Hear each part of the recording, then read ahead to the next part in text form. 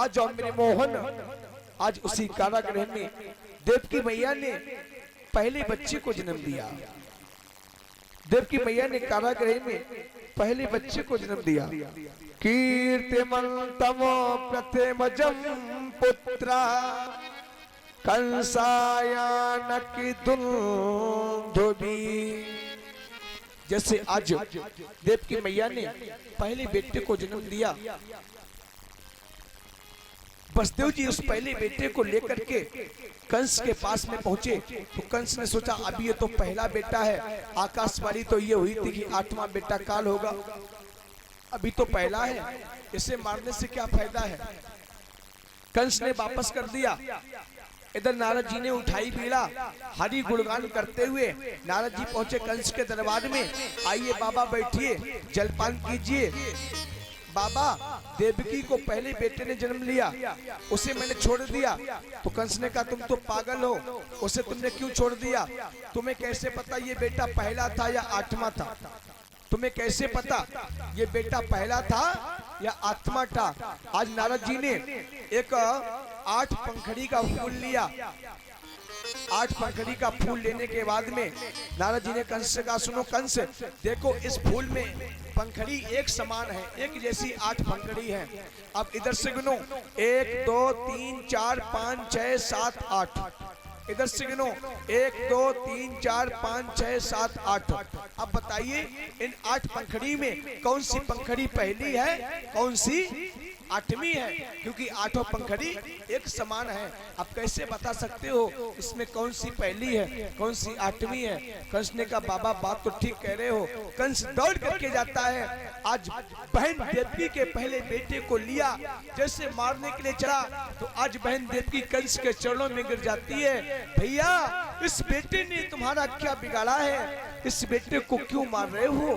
भैया इस बेटे को छोड़ दो, अभी तो ये मेरा पहला बालक है, अभी तो ये मेरा पहला ललन है। भैया इसे मार करके आपको क्या मिलेगा, इसे छोड़ दो। मेरे लाडले को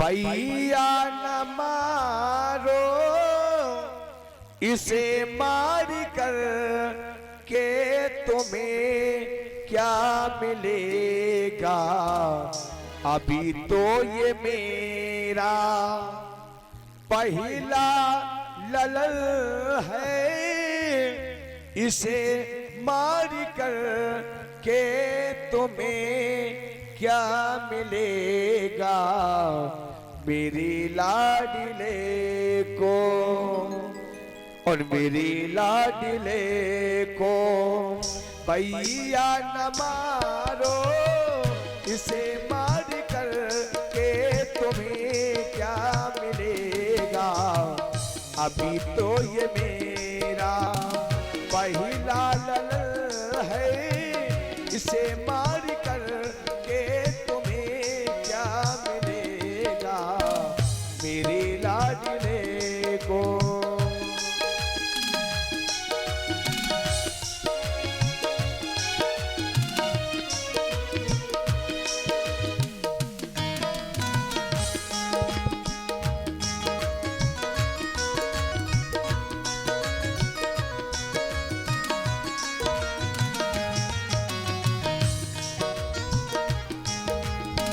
संतान होती है ममता की मोती, संतान होती है आंखों की ज्योति, संतान होती है ममता की मोती, संतान होती है आंखों की ज्योति, जमाने में ऐसी बहिना न होगी जो भैया उजाड़े बहिना की गोदी, जमाने में ऐसी बहिना न होगी जो भैया उजाड़े बहिना की गोदी।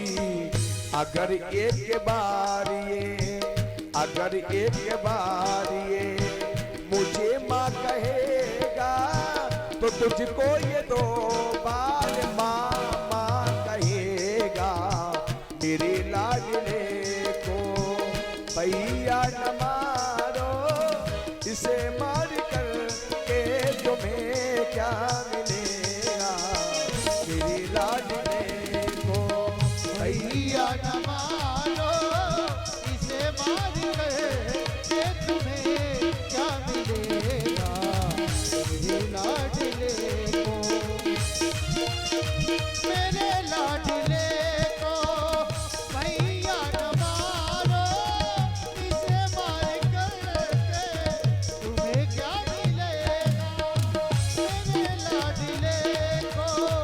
भैया न मारो, इसे मार करके तुम्हें क्या मिलेगा।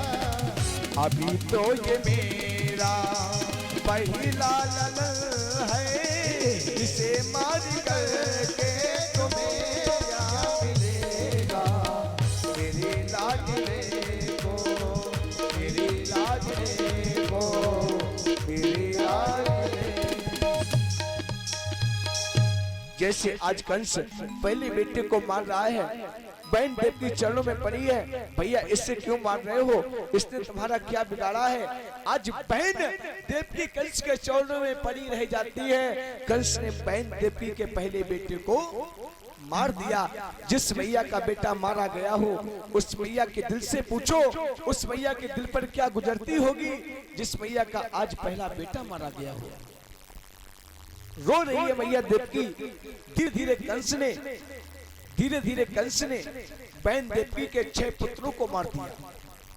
धीरे धीरे कंस ने देवकी के 6 पुत्रों को मार दिया। 7वें में आज लक्ष्मण जी बलराम बन करके आ गए। परमात्मा राम ने सोचा जैसे आज 6 पुत्र मारे गए, 7वें में मेरे भाई लक्ष्मण आज देवकी के गर्भ में गए हैं, तो 6 की भांति लक्ष्मण जी भी मारे जाएंगे। आज परमात्मा राम ने योग माया को आदेश दिया, कहा जाओ योग माया देवकी के गर्भ से निकाल करके लक्ष्मण जी को रोहिणी के गर्भ में स्थापित कर दो। योग माया जाती है, देवकी के गर्भ से निकाल करके लक्ष्मण जी को रोहिणी के गर्भ में स्थापित कर दिया। कंस को मालूम हुआ कि देवकी का 7वां गर्भ खंडित हो गया।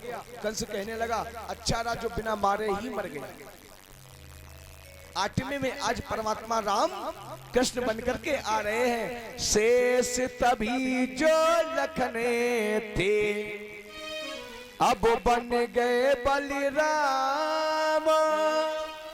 मैं बन कर किया रहा ब्रज में अब घनश्याम। आज परमात्मा का प्रकट हो रहा है। सत्य व्रतम सत्य परम त्रिसत्यम सत्यस्यो नियतम च सत्य सत्यस्य सत्यव्रते सत्यनेत्रम सत्यात्मकं त्वां शरणं प्रपन्नः। आज परमात्मा कृष्ण का अवतार हो रहा है। सशंक चक्रम सकलीत कुंडलम। आज चतुर्भुजी रूप में परमात्मा कृष्ण अवतार ले रहे हैं कारागृह में। देखिए 4 भुजाओं में परमात्मा ने अवतार लिया। जैसे 4 भुजाओं में परमात्मा ने अवतार लिया, मैया देवकी ने कहा प्रभु आप तो 4 भुजाओं में आए हो। मैया के कहने पर आज परमात्मा ने 2 भुजाएं अलग कर दी। परमात्मा रोने लगे। मैया ने कहा ज्यादा रो मत, अगर मामा जाग गया तो तुम्हें मार देगा, क्यों रो रहे हो। परमात्मा ने कहा मैया मामा मेरा कुछ भी नहीं कर पाएगा, मामा की ताकत नहीं है मेरा कुछ भी बिगाड़ सके। मैया मुझे यहाँ से निकालने का कुछ प्रबंध करो। मैया ने कहा लाला पहरेदार जाग रहे हैं, हथकड़ी बेड़ी पड़ी हैं, कैसे यहाँ से निकालेंगे। परमात्मा ने कहा मैया इसकी चिंता ना करो, पहरेदार सभी सो जाएंगे। आज सभी पहरेदार सो जाते हैं।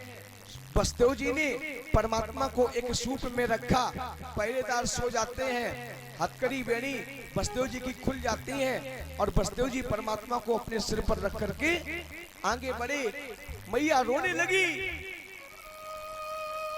आज मेरा लाल मुझे छोड़ करके जा रहा है। ये कितनी अभागिन माँ है जो अपने लाल को चलते समय दूध भी नहीं पिला सकती है। कैसी अभागिन है माँ, कह रही है आज देवकी सचे मोचे हम बड़ी अभागिन हूँ, मेरा यह दिल पत्थर का है। जिस बेटा पर मेरी आशा थी वह भी अब मुझसे छूटता है। और कैदी के घर में जन्मे हो माता की कैदे छुड़ाने को उत्सर्ग तुम्हारा करती हूँ जग का कल्याण कराने को, और नहीं पी सके लाल तुम इस जननी को दूध गोकुल में चिंता नहीं, बेटा है गैयन को दूध है। और कारागृह से तब पिता विदा भय तत्काल, सर के ऊपर सूप है और सूप में लाल।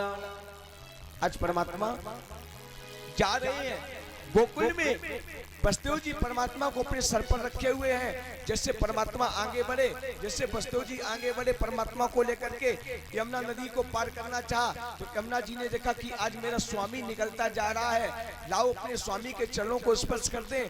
तो यमुना जी आज उफान भरने लगी, बसदेव जी डर जाते हैं। परीक्षित जी एक बार बताओ, जिसके सर पर परमात्मा हो क्या वो डूब सकता है? बसदेव जी डर गए। जैसे बसदेव जी डर गए, देख जल के बेग को और गए बसदेव घबराए, प्रभु जी ने है तब दियो पाछे चरण बढ़ाया। जब परमात्मा ने देखा कि मेरे पिताजी डर रहे हैं, तो आज परमात्मा ने अपने चरणों को और बढ़ा दिया। यमुना जी ने परमात्मा के चरणों को स्पर्श किया, शांत हो जाती हैं। बसदेव जी आल लेकर के पहुंचे गोकुल में।